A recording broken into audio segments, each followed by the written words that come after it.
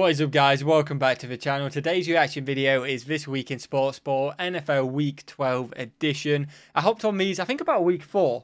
So we're about 8 weeks in, which is absolutely mental. I don't know where the time has gone. It honestly feels literally like 3 weeks ago that we were doing the first one of these. I've seriously enjoyed them. And literally, I feel like Sportsball is probably my most requested thing every week. If I'm not on it straight away, which I haven't been last week, and I am late this week as well. It is Saturday today when you guys are seeing it. But like, as soon as Thursday comes around, I get at least 3 messages, maybe 4 or 5 messages onto it instantly. Like, yeah, Sportsball's out, by the way. And then I'll get a load of comments like, yep, Sportsball out. I literally got one like 5 minutes ago on my last video. I'm just sat here waiting for Sportsball, so you guys absolutely love it. And a lot of you guys are very loyal to the Sportsball. I really enjoy it as well. Urinating Tree is absolutely hilarious. You could have a boring game, but the commentary adds to it. It's not everyone's cup of tea, which I do get in the comments from people who click on these for the first time. That's completely understandable. Please go and check out another sport reaction somewhere like that, because it's not going to be everyone's cup of tea. But I'm one of them. I'm very easygoing, and I find it absolutely hilarious. Let's get straight into this one, guys. This Week in Sportsball, Week 12. Smash that like button, I'd seriously appreciate it. Subscribe if you're new, because this is weekly. And let's get straight into it. What we got? The culture is actually... Be a man. Now on to the show. Oh yes, this is the Thanksgiving ones, isn't it? Again, Thanksgiving was literally last week. It's been over a week now, so I completely forgot it was the Thanksgiving games. Happy Thanksgiving to everyone if you haven't seen any of my videos before, and I hope you guys had a fantastic one. So these games, a lot of people have got eyes on them. The Lions 100% playing, because it's a tradition. The Lions play every single Thanksgiving, from what I've been told. I'm not sure about the other team. There is one more, but I forgot what it is, but we will see it in this, and I may remember. Let's go.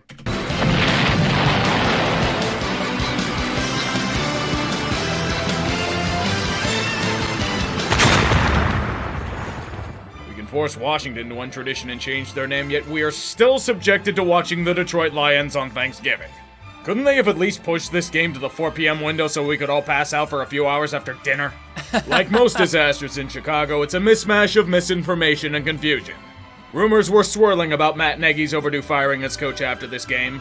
They tend to be taken with sincerity when they're told by a Pulitzer-winning reporter.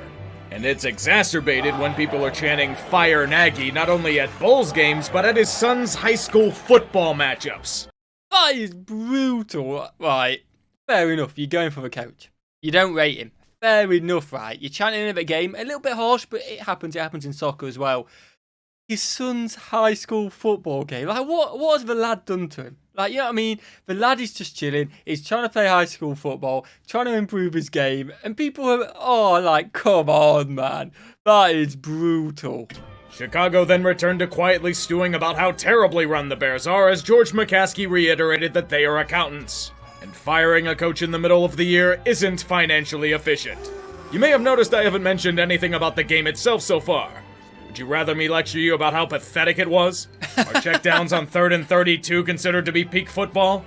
The only positive thing I'll say is that Dan Campbell has embraced the spirit of the tank. With how badly he botched the play calling and game plan, it's the kind of ineptitude we haven't seen out of a coach since Freddie Kitchens. Chicago's final obnoxiously long drive? Oh man, Salvador Dali is envious of seeing a clock this mangled. The Bears won out of spite for themselves. Detroit is miserable since they're still winless. Chicago is stuck with Matt Nagy as coach for another few weeks, and everyone who watched even a second of it feels like they wasted their time. No one won.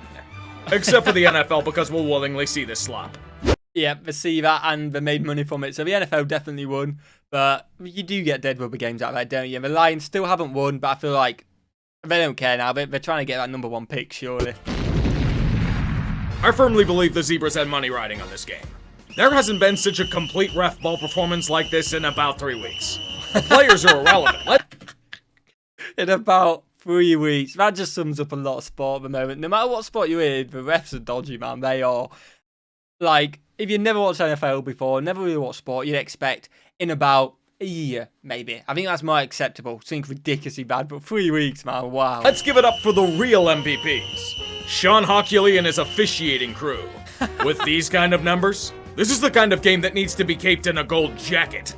One that cannot be contained in such humble accommodations.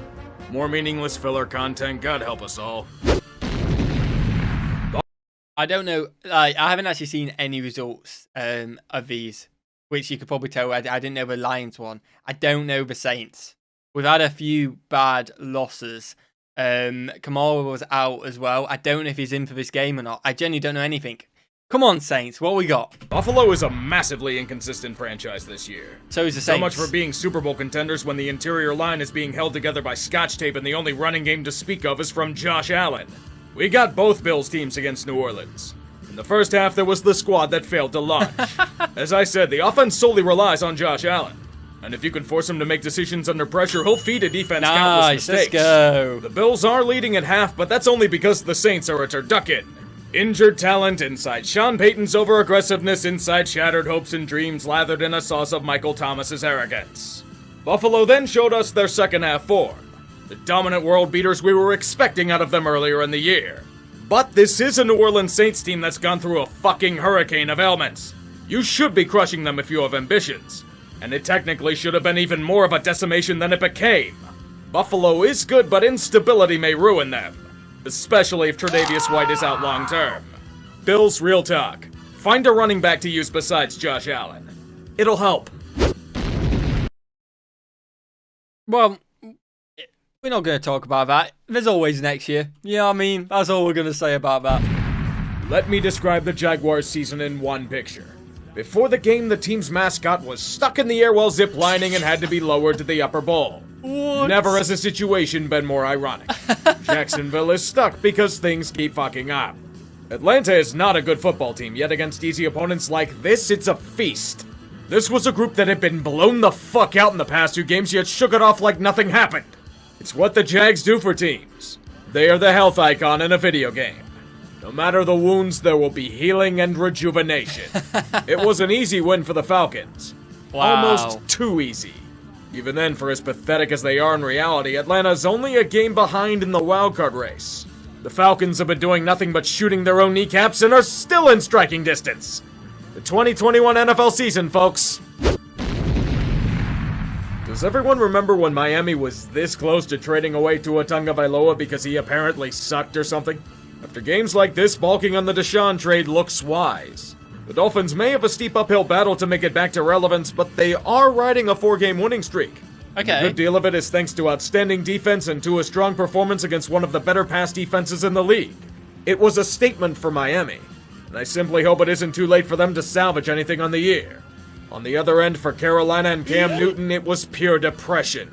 Today we all remembered cold realities. Their offensive line is broken and Cam's shoulder is fucked. With Super Cam putting up incredible stats like going 5 for 21, 2 interceptions, and a 5.5 QBR. Is it any surprise that he was benched in the fourth quarter? I'm watching a career fade to nothing. The reasons why New England chose Mac over him in August are on full display. This Panther was poached. And it's a slow death when you're visibly wounded in the jungle. Oh, man. Oh, we've got another tag ball coming up. Who's it got to be? It's got to be the Jets. Jets are part of a tag ball, obviously. I can't think of the other team, though. Maybe it's your New York class. Maybe it's Jets versus Giants. Ooh, okay, Texas. Festivities of Tank Bowl are always a wonderful time. So many traditions. The New York Jets. Zach Wilson returning from the dead to die again. Wow. Tyrod Taylor. Sparrow Detus on the call. It's a dream tank-off as one can imagine it to be. My only regret was that it wasn't at MetLife Stadium where all great tank bowls are played. Things were looking quite perilous for the Jets at first. Too many unforced errors. Too often did the defense fall apart. But they have a few things that Houston lacks. They have resolve. They have determination. They have a defense that rebounded to form. And they also don't have a really good reason to tank for a top draft pick. Okay. It'd be nice for them to get a Thibodeau or Hutchinson for the defense, but it's not super important. The Jets show us by the end of the game a truth. Go on. That the Texans suck. Such a scorching take, I know. Houston gains ground in the relentless tank for something? What do they need besides everything in the offseason? Tonight. Yeah, you're screwed when you're in tree saying, what do they need besides everything? Wow, man. On meaningless fan service, the Black and Gold Brigade enters as close to a must-win situation as a mid-season game can be. Against the kid they used to bully, the Steelers head to their grounds and... Oh my God! What the hell is this? Cincinnati beat the ever-loving fuck out of Pittsburgh. Absolute annihilation. Is this what a handing of the baton feels like? Because the Bengals hunted down their old tormentor and skinned him alive. This game was over by half. And I'm not even joking about that. Ben is a... 31-3 by half time. What? Oh, he's fuming deep down. He's showing it a little bit, but he must be absolutely destroyed, man. Wow. Bengals, man. Fair play. A mess. The offensive line is a cheap knockoff. Najee can do nothing in the defense. The unit that was supposed to be good. Cincy shit all over it like it was chilly. Go on, lad. The only good part about the game for Pittsburgh was that it ended. As Cincy teabags them at the 50-yard line, the Steelers will be taking the Escalooser back home to prepare for Baltimore. Back home, this dedicated Yinzer also succumbed to a malignant case of the Steelers and took the Escalooser to his grave. Only in a way that Yinzers can envision their burial. As we hope this isn't the unofficial end of their season, so continues the days of our Steelers. 41-10, man. Last week, Urinating Tree were dreaming of a Super Bowl. This week, he's dreaming of a win. He's dreaming of just one win. Just one. Never mind the Super Bowl. Just wants to win another game. Fuck, I said this was over with. Bill Belichick is nowhere near close to finished on his revenge tour. No one will be taken prisoner. No one will be shown mercy. Yeah, New England have been on a right roll, haven't they? I think they've won like at least 4 on the bounce. Titans, they're injured, man. The King's out and they're injured. All that matters is that those that doubted his power will be undone. How about Tennessee, the precious #1 seed of the AFC? The team injured to hell that's overcome all obstacles? Now there's a good target to make another statement. In the foreboding cathedral of Gillette Stadium, the Patriots systematically dismantled and devoured a once proud organization. Wow. The Titans are burning through players like they're firewood, but there is no injury that New England will not capitalize on. They can try and fight all they can, but the hoodie will always remain one step ahead. His unit is well trained and optimized for hunting. Tennessee will be their next mantle decoration no matter what. With this convincing win, the streak of consecutive victims is now at 6. 6? And with the Titans' loss, we also have a new #1 seed in the AFC. Baltimore? Really? Interesting. We should always remember the rule of Philly. Whenever they have a chance to do anything good for their city, they not only implode in dramatic fashion, they take a gigantic dump on their populace while doing so. Have they just lost to the Giants? It sounds like they have. My newest example of the Eagles reinforcing stereotypes is against the Giants in what should have been an easy win for them. When the offense can't run the ball, they are fucking useless. I know the G-Men defense is stout, but their fans are desperate for them to lose. Jason Garrett clapped his way to unemployment, and it's necessary to get Dave Gettleman out of there. However, Jalen Hurts must have had sympathy pains for how bad he's been. With him lobbing critical interceptions in the fucking red zone, he needs to be investigated by the SEC. You'd almost imagine he'd been bribed by someone to throw the game. Although I'd argue it has more to do with the fact that he's not good at, passing the ball. Christmas came early for the Giants. The Eagles' offense gave and gave and gave some more. So much charity that Philly could use this game as a goddamn tax write-off. New York just had to stand there. They let their enemy bite itself in confusion. With this loss, Philly's foolish playoff aspirations took a beating. It slipped through their hands like Jalen Reagor's butter sticks. Wow, man. And the final play of the game near the goal line? Really, man? You had it all and you blew it! Both teams are looking to maintain form. Tampa Bay dispatched a cupcake and want to defeat a formidable opponent. Indianapolis just ran over a true contender and now want to take out another one. Yeah. It's a shame that the Buccaneers defense is really good against the run. Jonathan Taylor couldn't do much, but that won't stop Indy from fighting for everything in their life. The Colts know the stakes at hand. And another loss, no matter how hard fought, won't shake the doubters. Go on, They lad. respond quickly with an authoritative lead, but Tom Brady has seen this opponent before. He mastered their vile magic while he was fighting against them in New England. The Bucs just have to bide their time and wait for the Colts to make mistakes, which they do. And Brady will exercise his right to an unfair trial and declare Indianapolis guilty of hampering his quest for Lombardi number 8. That's just what Brady does, isn't it? That is just what Brady does, man. Tampa Bay has willed themselves to a 7-point lead, but look to the light of Wentz. He still has some of his holy powers from Philadelphia, you know. He has re-blessed Jonathan Taylor with the charge of the bull. His rushing prowess ties the game, but as I said, Tom Brady is good at mimicking their cheap spells. He used the same charm with Leonard Fournette. Oh, go on, Do you remember when Jacksonville said he was a cancer and cut him? Yo, do you see how he just absolutely stormed over that? With Leonard Fournette. Do you remember when Jacksonville said he was a cancer Get out of and cut my him? way. I think the 4 touchdowns he had on the game will make Tom Coughlin want to find him for culture issues again. Once again, Indy tried their damnedest on an excellent kick return, but it was not enough in the end. Tampa was just the better team. I won't shit on them, though. It was a well-played contest, and Indy has shown they are a team to be feared. Yeah, They will not lie down. And with how wide open the AFC is, they can drag it along to hell with them. Welcome to the NFL, where momentum is useless and absolutely nothing matters when gauging a team from week to week. Do you remember the Chargers' incredible comeback win because the Steelers forgot how to defense last week? Too bad for them that Denver's D decided to splurge on Madden Ultimate Team packs to boost the players. Justin Herbert did all he could, but when next to no one else is performing, there's little one man can do. Wow. Can Herbert somehow help the Bolts defense do anything to stop the run? They're all but laxative with how much shit they let through them.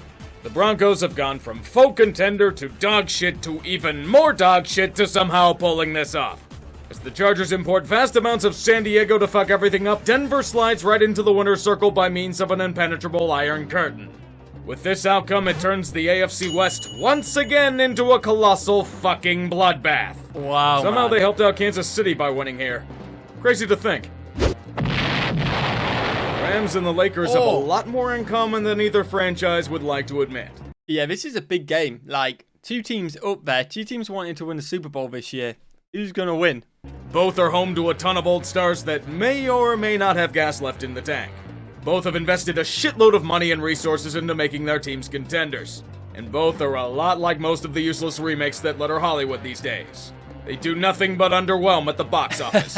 All of those names and that star power means little when they don't gel together as a team. Yep. Green Bay was a test for them. How can they hold up against a heavyweight like them? From the looks of it, about a half before the wheels fall off. The Packers are dealing with significant injuries as well, but still looked rock solid.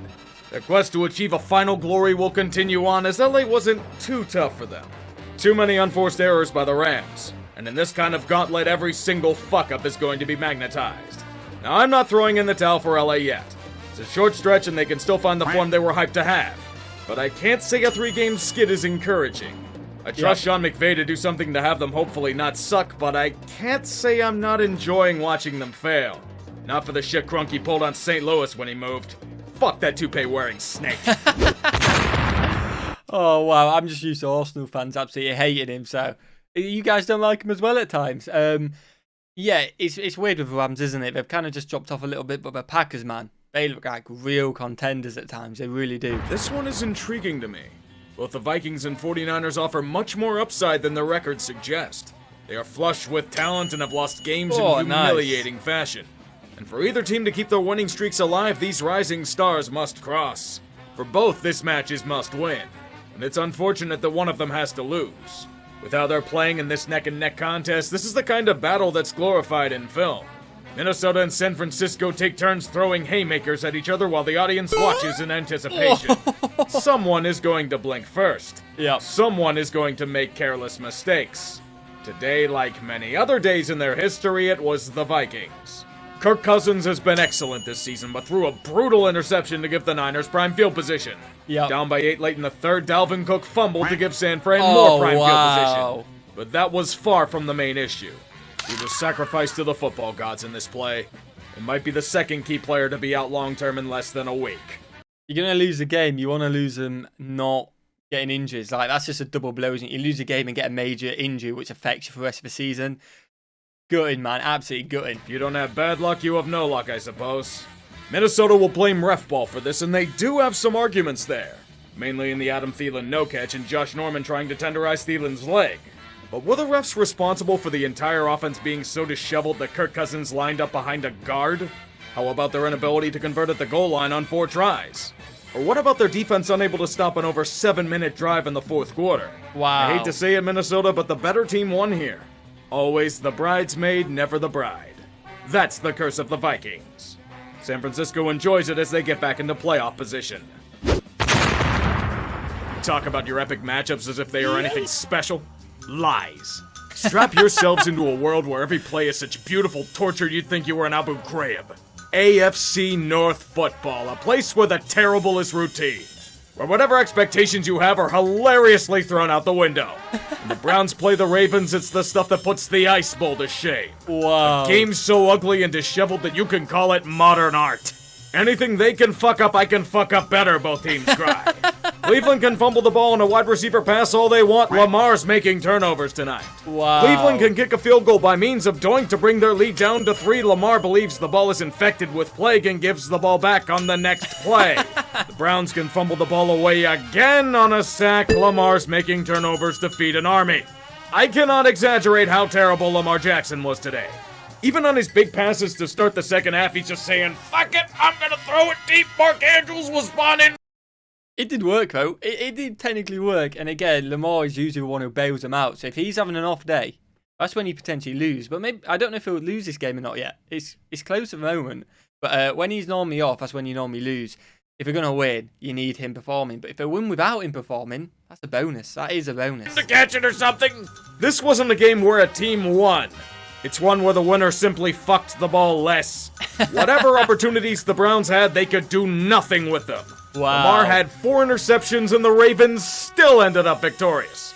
As has been proven time and time again, Baltimore reveals they are both the luckiest sons of bitches with the injuries they've had and a team that wants to fill up every neuro ICU with stroke victims. This matchup was a goddamn hemorrhage, and millions saw it happen live on prime time. If you don't like this, then you don't like AFC North football, motherfucker! Well, they won while playing bad. You got to do that sometimes. If you keep winning games, no matter how you play, if you win every game you play to the Super Bowl, you win the Super Bowl, no one's going to remember in 20 years how you played that year. As long as you win it. You know what I mean? Monday Night Football always gets the matchups that look okay in August, but are garbage tier by game time. Both of these teams don't deserve to be anywhere near the playoffs this season, but they're still holding out hope that they won't spew diarrhea like a FedEx Field sewage pipe bursting. For the second time in 3 months. Ron Rivera's game plan worked to perfection. For about 4 quarters, we watched grass grow on the field. Washington put Seattle to sleep by simply holding onto the ball for as long as possible. Wow. It was working, too.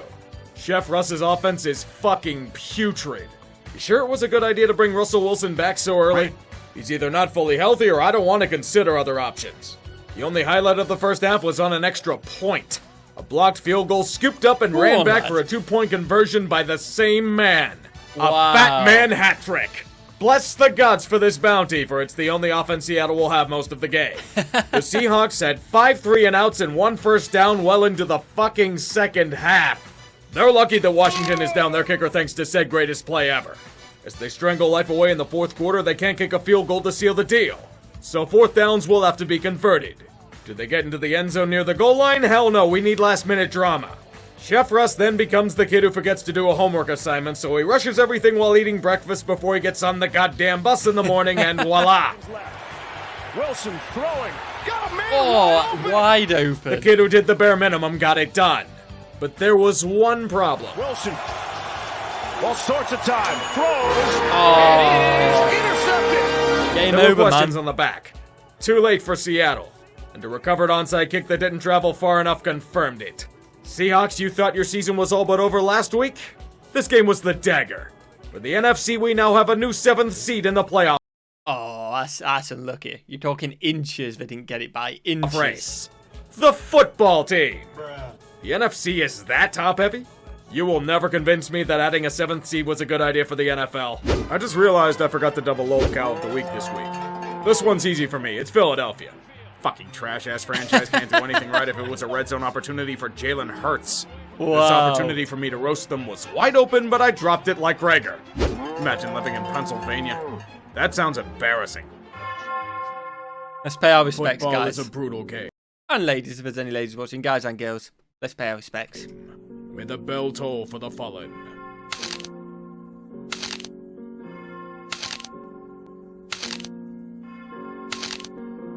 Unit lost.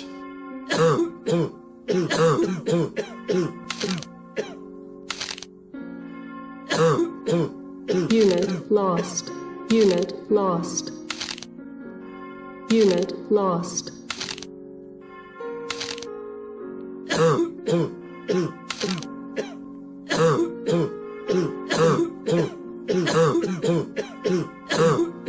COVID, man.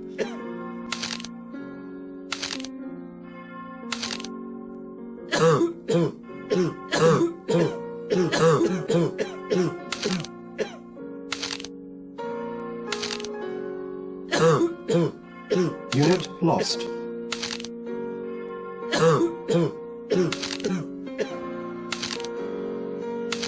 Wait, what? How did the Chiefs lose someone? Maybe I've just got the worst memory ever. The Chiefs didn't play. Like, they didn't play. How have they lost someone? What?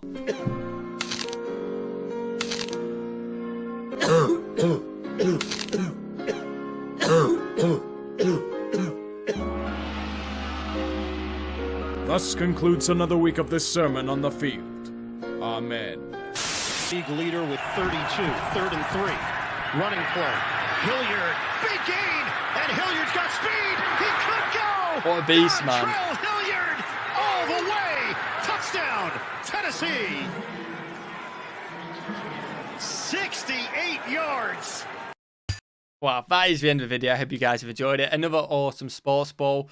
Yeah, if you guys want to check another one out, there's previous ones next week, exact same time. Actually, hopefully it'll be out on a Thursday or Friday, but it will be. I think this has gone out at 5 EST. 5 EST is when it will be out. Thursday, Friday, Saturday, but it is weekly. I don't know what I'm going to do. Let me know in the comments what you want me to do about Christmas, because I am away from the 17th onwards. So obviously the one which comes out Christmas Day, I won't be able to do. I may actually miss 2 weeks. It depends when they come out, you know what I mean? So let me know in the comments, because if you made it this far, you're an absolute legend and you really like it. So let me know. I'd seriously appreciate that. Have a fantastic day, guys. Smash that like button. Smash that subscribe button as well, you absolute legends. And I will see you guys in the next one. Peace.